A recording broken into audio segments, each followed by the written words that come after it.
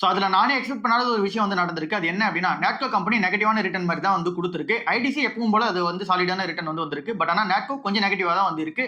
So இதுக்கு பின்னாடி இருக்க ரீசன் என்னன்னா, நீங்க நாட்கோ நெகட்டிவா இருக்கிறத நம்ம எப்படி பாசிட்டிவா மாத்திக்கிறது அப்படின்றத கூட இந்த வீடியோல வந்து பார்க்க போறோம்.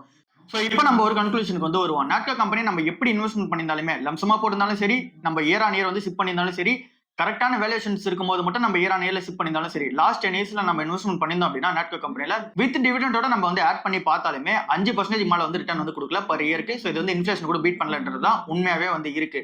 ஸோ இந்த ஒரு சினாரியோ மேக்ஸிமம் எல்லாருக்கும் காமனா தான் வந்து இருக்கும். நாட்கோ கம்பெனில இன்வெஸ்ட்மென்ட் பண்ணவங்க இது வந்து லாஸ்ட் ஒரு 5 இயர்ஸ் பண்ணியிருந்தா கூட இந்த மாதிரியான ரிட்டர்ன் தான் வந்து கொடுத்துருக்கும். லாஸ்ட் ஒரு 3 இயர்ஸ் தான் நீங்க இன்வெஸ்ட்மென்ட் பண்ணிருக்கீங்க அப்படின்னா கொஞ்சம் நெகட்டிவா இல்ல அப்படின்னா பாசிட்டிவா இருக்கிறதுக்கான சான்சஸ் வந்து இருக்கு.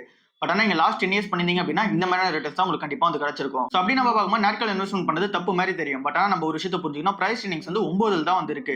ஸோ இப்ப இருக்கிற அந்த ஏர்னிங்ஸ் பெர் ஷேருக்கு பிரைஸ் ஏர்னிங்ஸ் வந்து 9 வந்து இருக்கு. ஒருவேளை நம்ம ஆல் டைம் ஹை நம்ம பிரைஸ் எடுத்து பார்க்கும்போது 1600 வரைக்குமே வந்து இந்த ஷேர் பிரைஸ் வந்து ட்ரேட் ஆயிட்டு இருந்துச்சு. அப்ப கூட பிரைஸ் ஏர்னிங்ஸ் வந்து 15 வந்து இருந்துச்சு. சோ இந்த மாதிரி இந்த ஒரு கம்பெனியோட வேல்யூஷன்ஸ் கரெக்டா மேட்ச் ஆகுது அப்படின்னா, அதாவது ஏர்னிங் பெர் ஷேர்ஸ் வந்து அப்படியே வந்திருக்கு. பட் ஆனா பிரைஸ் ஏர்னிங்ஸ் வந்து அதிகமாகுதுன்னும் போது இந்த ஷேர் பிரைஸ் வந்து ஏற ஆரம்பிக்கும். சோ அப்படி ஒரு வேளை ஏறிச்சு அப்படின்னா நம்ம வந்து இந்த 1500 ரூபாய்க்குலாம் ஒரு வேளை இந்த ஷேர்ஸ் வந்து போச்சுல. சோ அந்த டைம்ல நீங்க செல் பண்ணிருந்தீங்க அப்படின்னா 13% வந்து ரிட்டர்ன் வந்து கொடுத்திருக்கு. நம்ம டேட்டாவோட வந்து பார்த்தோம் அப்படின்னா நம்ம சினாரியோ 1 எடுத்தோம் அப்படின்னா லம்சம் வந்து 10,000 ரூபாய் வந்து போட்டிருப்போம். அந்த ஒரு 10,000 ரூபாய் நம்ம போட்டது 19,065 ரூபாய் வந்து டோட்டலா ரிட்டர்னா வந்து கிடைச்சிருக்கும். இதுல வந்து டிவிடெண்ட் ஆட் பண்ணி தான் இப்ப இருக்க கரண்ட் பிரைஸ்க்கு நம்ம பார்க்கும்போது.